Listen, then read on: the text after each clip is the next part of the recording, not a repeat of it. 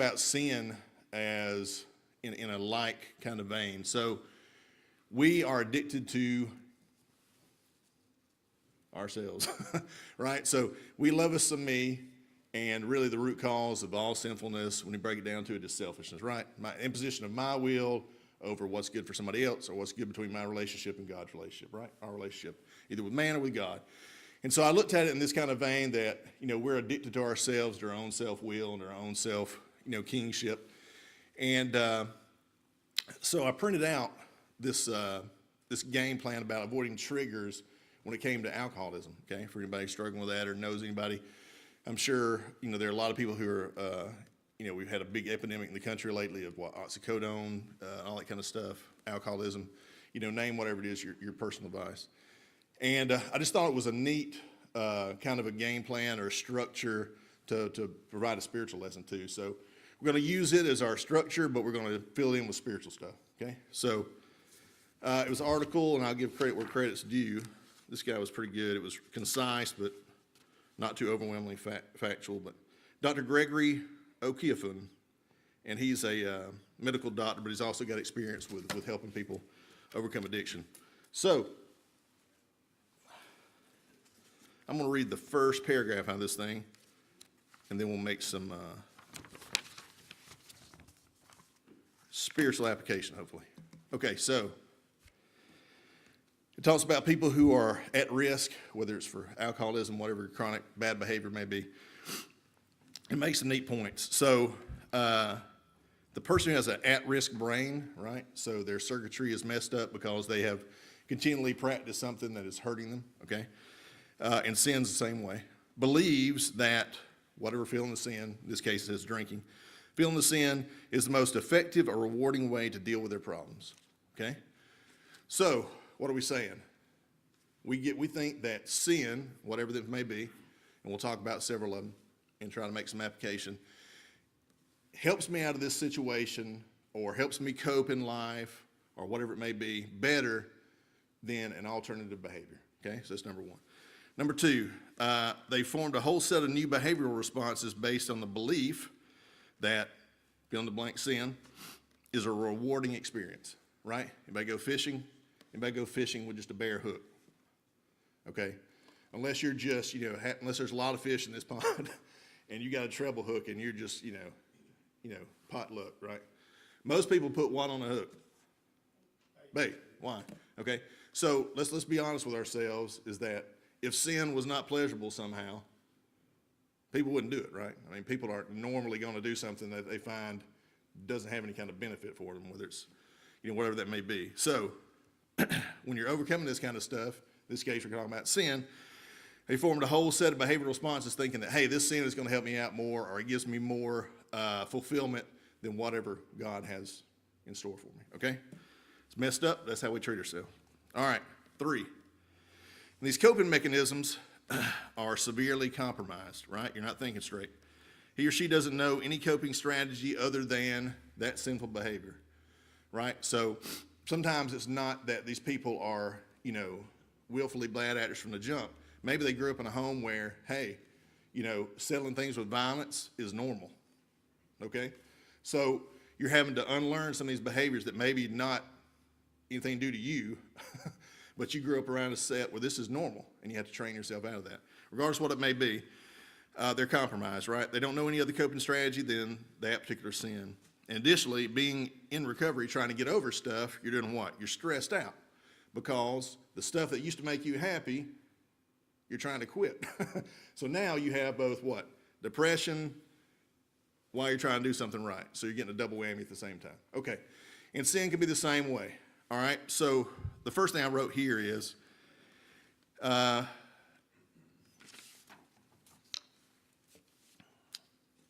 we have to believe that righteousness and good habits are better coping mechanisms, are better for us, and are more effective long-term and more rewarding long-term than what we used to do, okay? We have to believe it.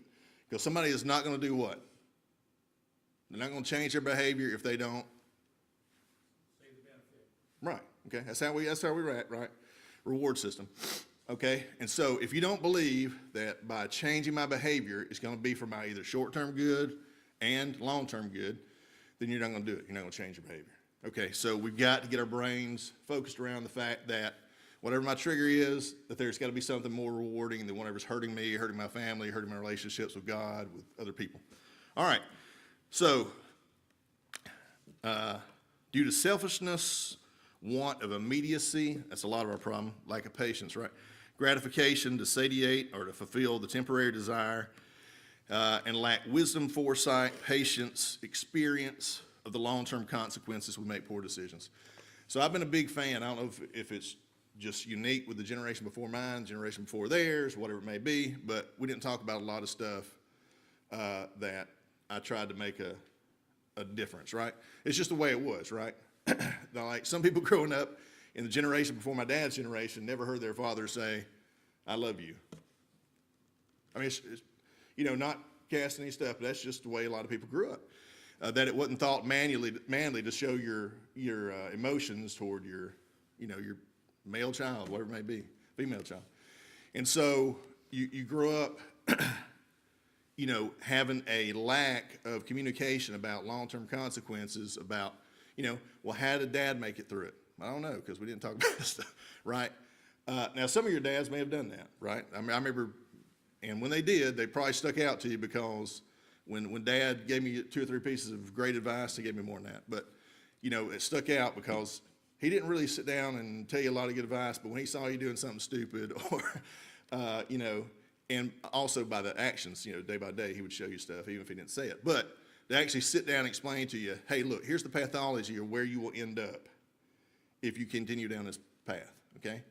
And we need to have those conversations with our kids and with our fellow brethren, right? It's not just, we'll come up with some coping mechanisms later we'll talk about. One of those is what? Helping out each other.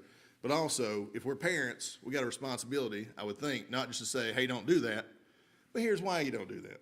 And show them the entire long-term stuff, because guess what? Kids don't have. They don't have wisdom from experience, okay? So we can help them out. Why did God write the Bible? Does he want us to fumble through life, making the same mistakes everybody else in the Bible made? Or did he write these down for our benefit so we won't make the same stupid mistakes other people made, hopefully, right? Okay, or when we do, we'll say, hey, it's just like this situation. I don't need to do that. Here's why. Okay, so we got to believe it's more effective. Proverbs 13:15. Good understanding giveth favor, but the way of the transgressor is hard. We got to believe it. Okay? And if you've lived long enough and you hold up the lamp of God's word to how people act and how you've acted, there should be a marked difference long term on how that stuff works out for your benefit, for other people's benefit. Okay? Think about this verse a lot. Proverbs 27:12. I'm going to read several different translations of it. I like printing out a lot of the different, interlinear Bible kind of translations so you get a good rounded idea of what these verses are about. This is Proverbs 27:12. A prudent man sees the evil and hides himself, but the simple pass on and suffer for it. This is a CEV version. I love this one. It's very modern English. It's not a word-for-word translation, but it gets the point across in this verse. Be cautious and hide when you see danger. Don't be stupid and walk right into trouble. That's about as plain as you can say it, right? Here's the English Standard Version. The prudent sees danger and hides himself, but the simple go on and suffer for it. King James Version. A prudent man foresees the evil. Some say afar off. I like that particular wording of it. And hides himself, but the simple pass on and are punished. And TLB, a sensible man watches for problems ahead and prepares to meet them. The simpleton never looks and suffers the consequences. So, we got triggers. All right. Psalm 1, verse 1 starting. This talks about how we get into trouble and how we can get out of it. Blessed is the man who walks not in the counsel of the ungodly. So you're on a spiritual path, okay? And then you start doing what? You walk by the counsel of the ungodly. Hey, that looks pretty cool. Okay, so you're starting to walk past them, but then something happens. Nor stands in the path of sinners. Here's our first problem. Hey, that looks interesting. Then you stop your forward spiritual momentum, and now you're doing what? Standing around the sin. And then 3, nor sits in the seat of the scornful. Now you're sitting down doing what? Participating. All right. But his delight is in the law of the Lord, and in his law meditates day and night. He shall be like a tree planted by the rivers of water, brings forth its fruit in its season, whose leaf shall not wither, and whatsoever he does shall prosper. So we got to see that his ways are better than our ways, long term, short term. All right. So,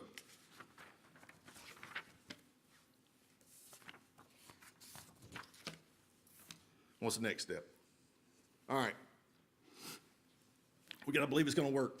We got to believe that he knows what he's talking about. He has our best interest in heart. If we do that, then we'll be willing to put some sort of game plan into action, right? When we know these things are going to come up in our lives and we're tripped up by whatever sin may be for us. And I wrote down this. We got to be honest with ourselves. We got to identify and acknowledge what those are, okay?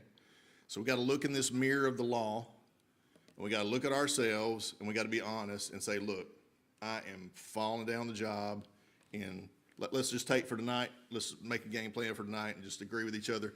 Hey, this week we'll take three things that I know that I mess up on, right, or that I'm tempted to mess up on, and let's make a game plan for them, okay?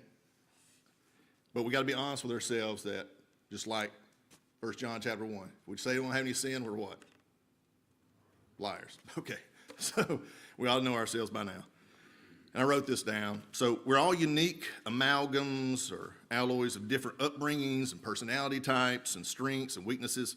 So our temptation triggers are going to be different for each of us, okay? So what I may struggle with, you may not struggle with, right? People in here probably have never even been tempted to drink alcohol, right? Other people in here may have suffered with it trying to overcome it.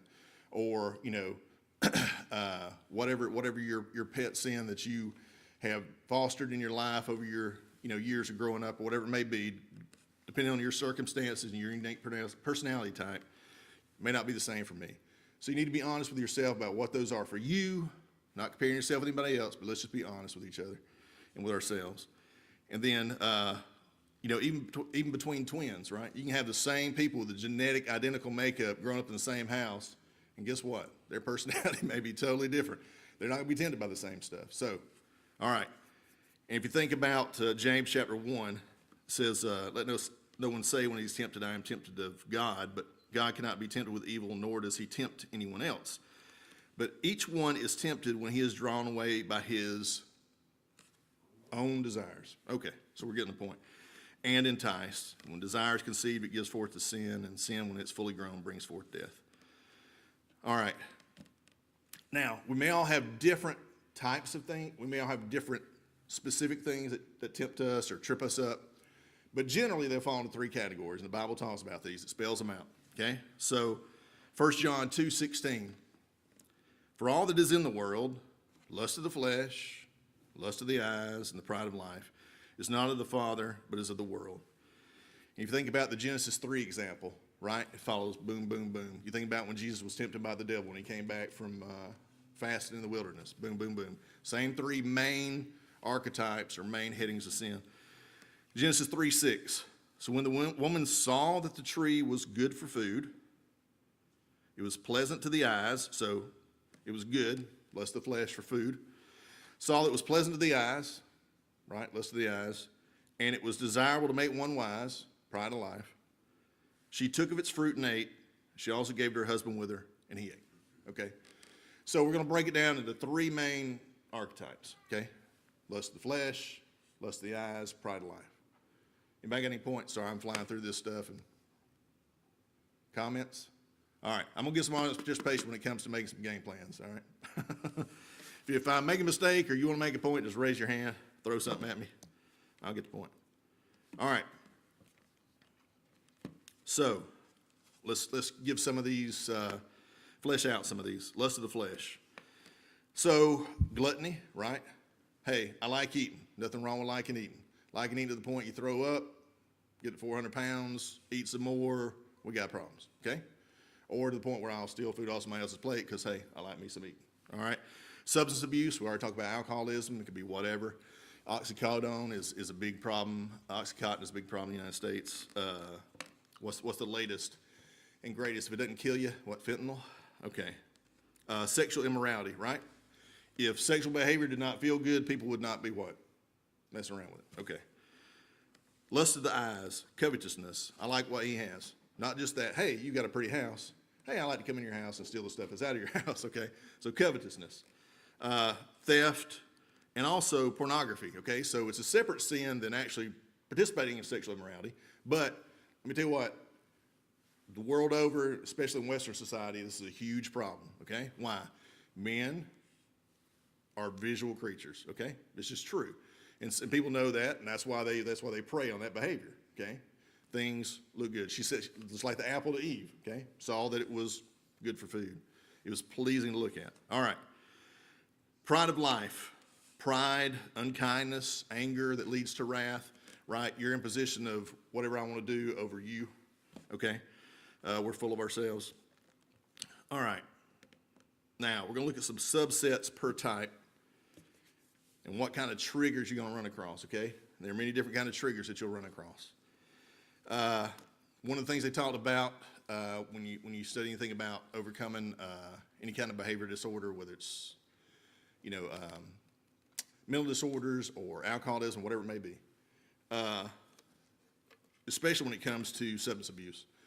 One of the first things they can tell you whether or not you're going to have a problem with it is what they call set, okay? And set is the situation you find yourself in when you first get drunk or you first take whatever substance it may be, okay?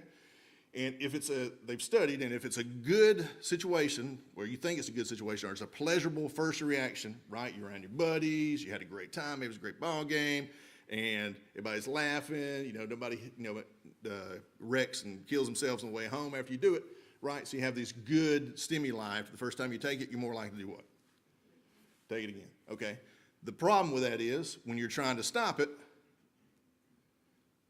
okay, those same folks that you used to do that with, those same situations you used to be in when you did that, those same places, whatever it may be, are going to be your triggers, okay? So it's a lot easier for most people to overcome the want, right, to finally say, I'm tired of this. I want something different. The hardest thing is to get rid of those friends you did it with, okay?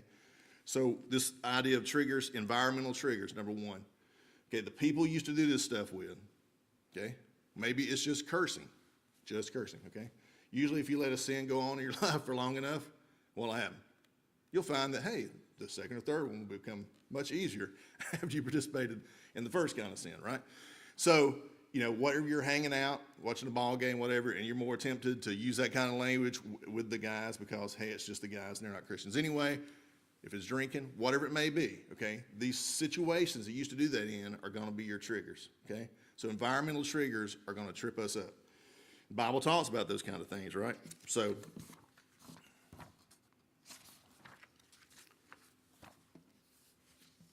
don't associate with bad companions. Why? They corrupt good morals. Okay. So environment. We got to change the people we used to hang out with. Now look, if they're wanting to change with you, great. We're going to have to make some changes, right? We're not going to, we can't compromise if we're going to try to get out of bad behavior and we know that long term it's going to be better, right? That I don't need to do this because eventually what's going to happen is if I continue down this road, that this bad behavior, I'm either going to wrap myself around a tree, right?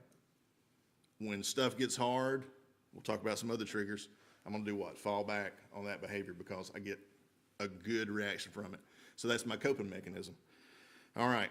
So places you once used to drink with, in this particular instance. Places you once used to drink, like bars, pubs, or even a closet in your bedroom where you may have sneaked in regularly to drink, okay? Whatever your sin is. So whatever that situation that you found yourself having a good time, or whatever sin it may be, you got to notice, be honest with yourself, and say, this is my trigger, okay? And guess what? We're going to make some plans for it. Keep that in your mind. All right. Another type, re-exposure triggers. Now, this doesn't mean that you necessarily are doing anything wrong.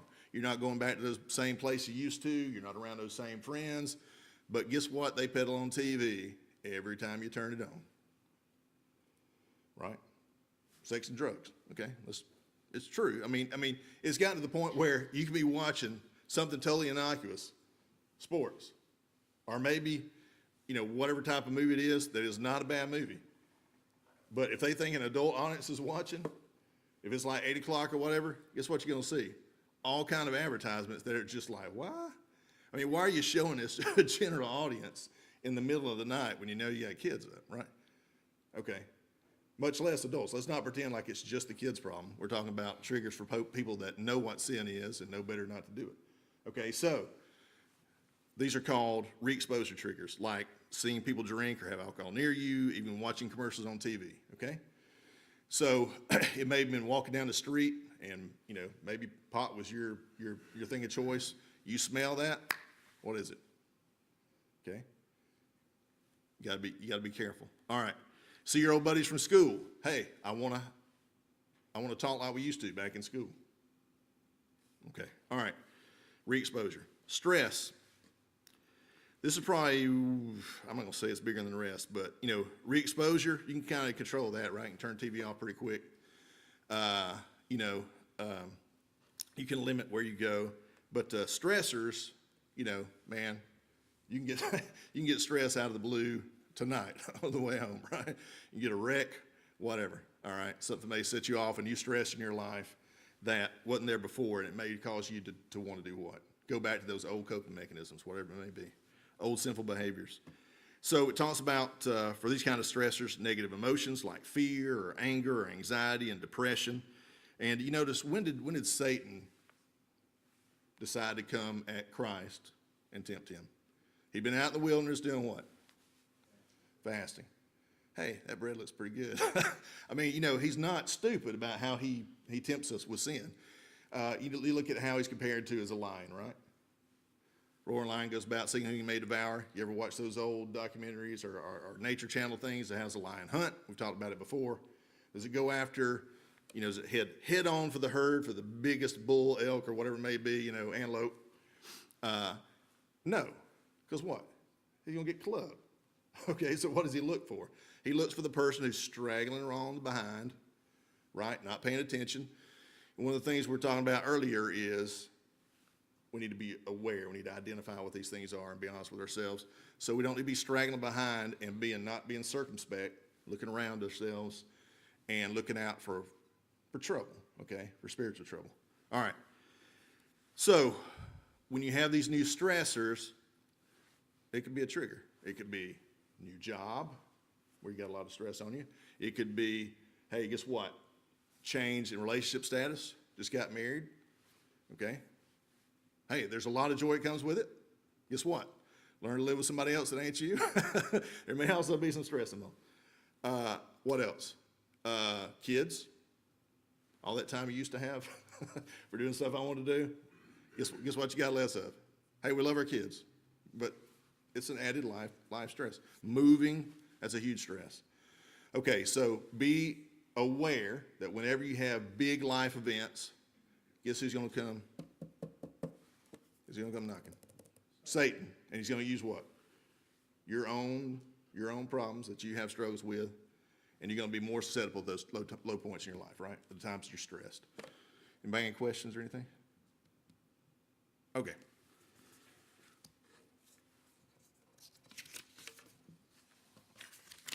That's great. We know what stressors are.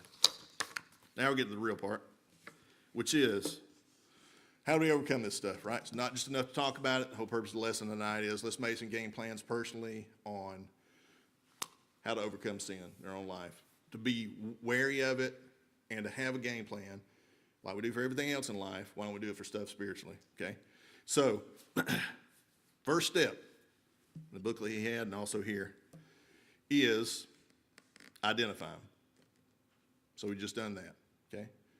We know what the possible trigger is going to be for you. Now, it may be different, look a little different with your, whatever you struggle with, but those general things are going to come up. Those environmental, reemergence, stress, okay? Be on the lookout for those three things and be honest with yourself about what you struggle with. All right. First thing to do is identify them. Number two. If I want to guess.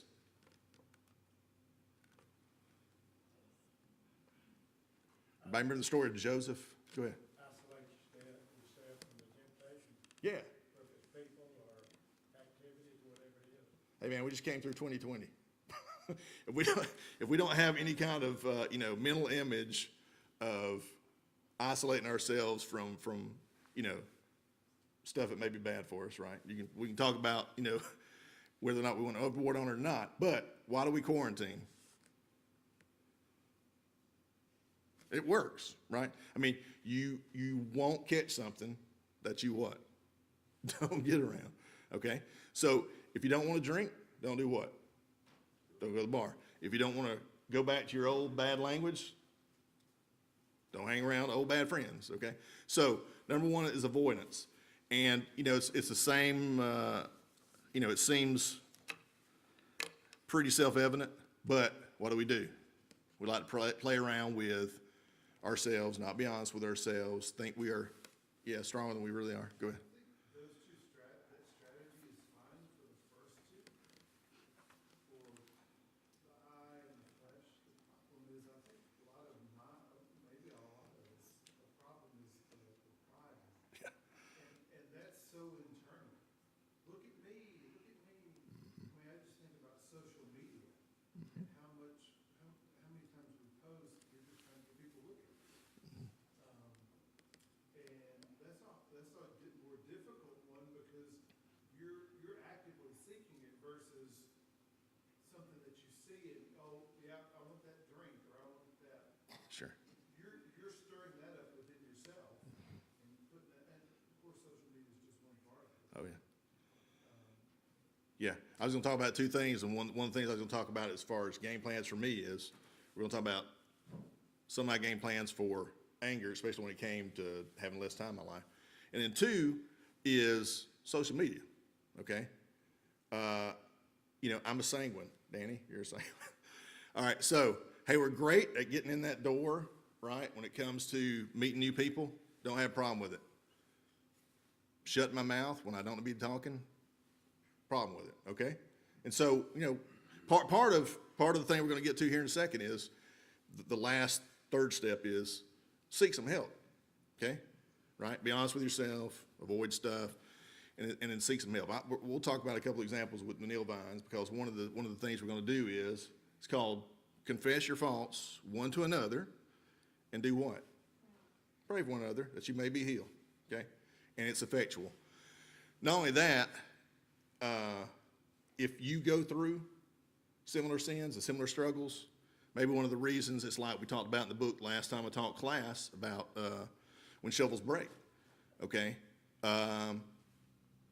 Why don't we talk to each other about it? One of the problems he had was everybody seemed perfect in the church. Well, how do you get that idea? Because nobody talks about what they're struggling with. That's a problem, okay? So I'll be the first tonight to lay out a couple of things that I've struggled with and kind of the mechanisms I try to deal with it, okay?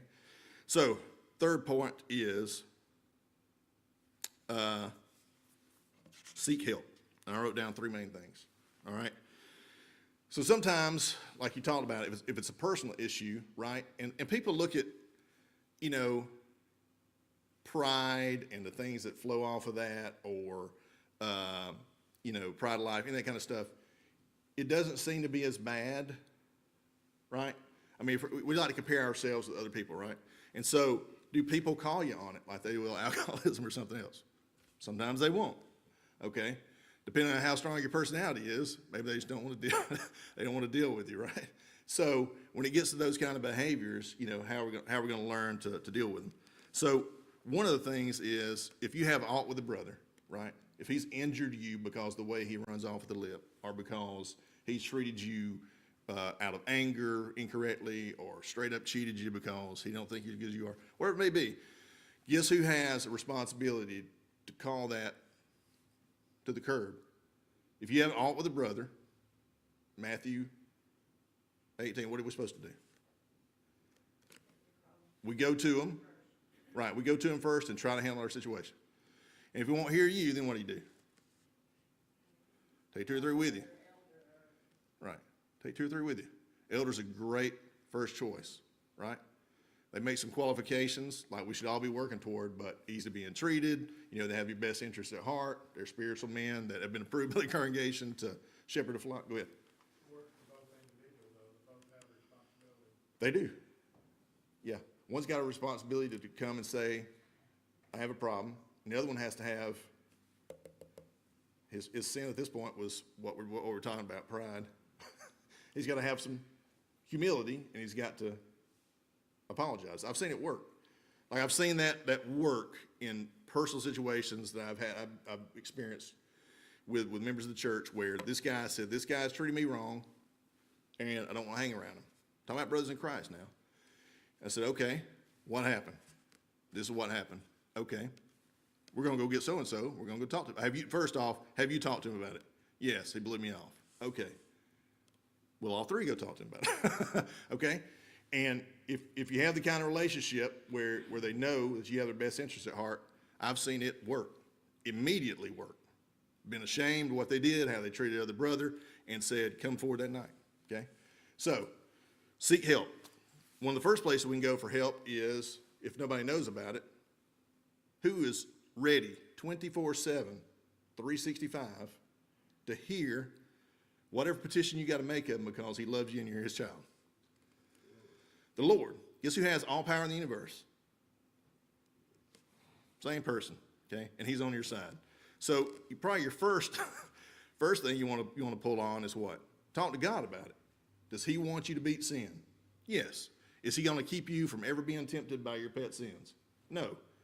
But does he want you to overcome them? Yes. Okay. All right. So the first thing we got to do is pray. And so I got Hebrews 4:15-16 written down here. So we do not have a high priest who is unable to empathize with our weaknesses. Why? He came in the flesh, right? He came to live as one of us. Did he have to do that? No. And we don't have any clue what pouring himself out means. Okay. I want you to think about this really seriously for a while. Okay. You are sovereign in the universe. You created everything in this universe, on the planet, ever was, ever will be. You have all power, all knowledge, right? And you chose to come live as the finite, having left behind some portion of the infinite, right? Because you can't fit the ocean in a thimble, okay? So you can't fit the infinite into the finite. And so I don't know how much he was cut off, right? As far as from what he knew, it was given to him from the Father. We know that much.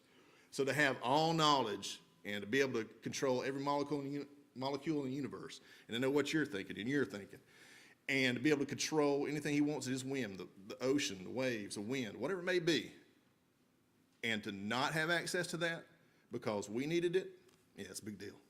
So, who is unable to empathize with our weakness, but we have one who has been tempted in every way, just as we are, yet he did not sin. Let us then approach God's throne of grace with confidence, not out of pride, but why? Because we know he's our Father, that he knows how it feels like to be where we're at, so that we may receive mercy and find grace to help in our time of need. All right, prayer. All right, model prayer, lead us not into, but deliver us from. Okay, avail yourself of God. Okay. Number 2, insight and meditation. We read Psalm chapter 1. Blessed is the man who doesn't walk, doesn't stand, doesn't sit, but he does what? His delight is in the law of the Lord, and on it he meditates day and night. That's what we're doing tonight, right? Doesn't need to just happen on Wednesdays and Sundays. So if you got triggers, you got a problem with sin, this is what you need to be doing about it. Thinking about the Word of God. We talked about it earlier. When first thing we said, why did he write this book? So he can have a relationship with you. In order to have a relationship with you, you got to do what? Be a child of his. And a child of his is going to act a certain way. So he leaves us down, not because it's a book of rules and he wants to just wait with his thumb just to rub it in your face every time you do something wrong. He doesn't want you to have to suffer the consequences of bad decision making caused by sin. So avail yourself of what? The insight that he's given you, and think about it. Mull over it. Chew on it. All right. Fellowship and confession. We talked about this a second ago. All right. So, do we do that enough? Probably not. Why? Probably lack of trust. Okay, let me tell you something. if you want somebody to never talk to you again about what they're struggling with, go back to Scott's lesson on Sunday. Okay? If you want somebody to never trust you as your brother in Christ, talk about what you're struggling with and then air that out. See what happens. First off, you're wrong. Okay? If it's personal, right? And he's trying to come to you for help. Now, if it's something beyond your ability to help, you may have to get other people involved. So first off, when you're talking to people about confession, you need to be honest with them and say, look, before you start talking, if it's serious enough, we're going to go get some help. All right, what you got to say? All right, so let's be honest with each other and be honest with my ability to help somebody. It may be limited. I may have no experience what you're going through. We may have to get some help, okay? So with that caveat, if they tell you something in confidence, they trust you enough to come talk to you, they thought enough to come talk to you about it as your brother, you need to reciprocate that and do what? Be easy being treated, right? Don't ruin and destroy that brother's relationship with you. Not that it can't be mended, but man, that's tough, okay? So we need to be able to be trusted when people come talk to us, okay? So maybe one of the reasons we don't do that with each other is, okay, and hang around the body of Christ, right? So you got to replace, it's not enough, the guy who cast out, got all the devils cast out of him, didn't fill it up with righteousness. What happened? Came back and said, let's check our old house. It was worse than it was to begin with after you got through with him. Okay, so you got to replace those old coping mechanisms with new ones. Well, guess what? If you had bad friends, guess what you can replace it with? Christian friends. Okay? All right, now, let's go through some scenarios with Mr. Neil Vines. All right, so some of these stressors. Do we all love our kids? Yes, we do. I hope you'll say yes. I love my kids. I do. I love them. Glad I have both of them. All right? But when you're used to having X amount of time, and guess what? You got a new youngin to feed. Maybe you got 2 new youngins to feed. Maybe you had triplets. whatever it may be, right? We all have our own cross to bear. All right.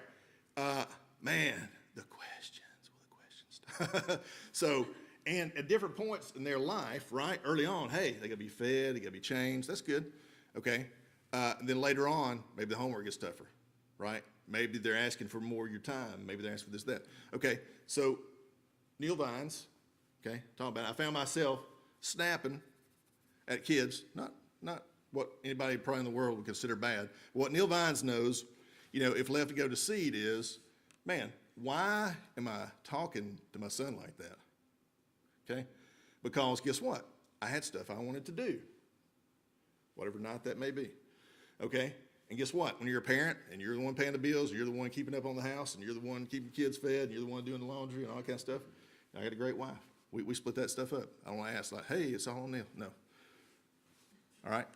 But even if you got to help me, okay? You got less time you used to have. Okay? Well, guess what? If your problem is pride of life, I like my time, and somebody's imposing on that patience will get thin. And you may react in a way that is unbecoming Christian, okay? Maybe never even approaches sinful behavior. But guess what? You let that thing go to seed, okay? How do kids start getting smacked around the house? Now, this happened in my house. I'm just saying, we need to seed stuff afar off and do what? Make game plans so that doesn't happen. So what do? What I do? First off, I had to say, you know what? Those are great kids. Guess who brought them to this world? Did they ask to be, burdened with the household of the Vines? No, they did not. Okay. So, guess what? I need to love enough to say you need to get over yourself, and say, look, come back and ask me that in about 5 minutes. Let me put this stuff down. Right. So you got to have some mechanisms, or say, hey, look, bud, when I first come in the house, not the best time to hit me with 50 questions. If you'll let me get the stuff I got to do done, I'll answer all the questions you got, right? So you got to have some coping mechanisms, okay? But you got to be realistic with yourself and what your triggers are and how that goes. Go ahead, Joe. I worked with a fellow several years ago who had young kids, and he would say this a lot about his interaction like you're talking about. If you have young children and you have 1 minute left over at the end of the day, you're doing it wrong. That's right. And they deserve a lot of time. They do. They need it. And we just talked about it. You know, how are they going to learn some of these life lessons if you don't what? Part of the trick too is that I found is, guess what? If you will apologize when you've done something wrong, you know what happens the next time that you have to correct behavior? They know that you're just not a jerk, right? They know that, hey, he's a real human being just like I am. And that second time around with any kind of discipline problems goes over great. Why? Because you're not so full of it to say, hey, I can be wrong, and apologize to them and say, here was why I was wrong, and that ain't gonna happen again. I'm gonna be better. Go ahead. What strikes me too is what our children want from us more than anything is not our stuff. It's our time. Oh yeah. They just want daddy to sit there and listen to them. And that's one thing we can't get back right. I can make some more money, but I can't make some more time. All right. So, another thing we talked about, you're not the only one that has to deal with a problem with social media. Didn't exist when I was growing up, right? So now you have this whole world of information. And guess what everybody needs to hear? They need to hear what Neil Vines has to think about. Every situation in the universe. Doesn't matter if it's sports. Doesn't matter if it's banking policy. Doesn't matter if it's politics. Okay, now, are talking about any of those things with your friends online inherently sinful? No, they're not. But you can not glorify God by being a complete jerk. Okay? So, or even if you're not doing that, are you bringing brothers and sisters together? Are you looking like somebody that people want to come talk to when they think about spiritual matters by the way you act online? If not, guess what we need to do? Stop it. So one of these things right here says avoidance. You know how long I've been on Facebook? Not in years. I apologize if anybody has left me anything on Facebook, because there's probably still an account there, and I have not responded to you in the last 3 or 4 years. That is why. Okay? If I couldn't control my mouth in public, guess what I need to do? Step 2, avoid it. Okay? So those are a couple things that I had to come with and had to do some coping mechanism. If you can't plan for behavior, if you can't augment the behavior, just avoid it altogether, right? Okay. So anybody else got some strategies you've seen work? And it can be a friend of yours. If it needs to be, that's fine. Lying is also a sin. Hypothetically, if a person has, you can do that way. Anybody got any? All right. Think about stuff you struggle with this week. Think about a game plan. Look far off. Try to stop stuff before it becomes a problem. All right. Thanks, everybody.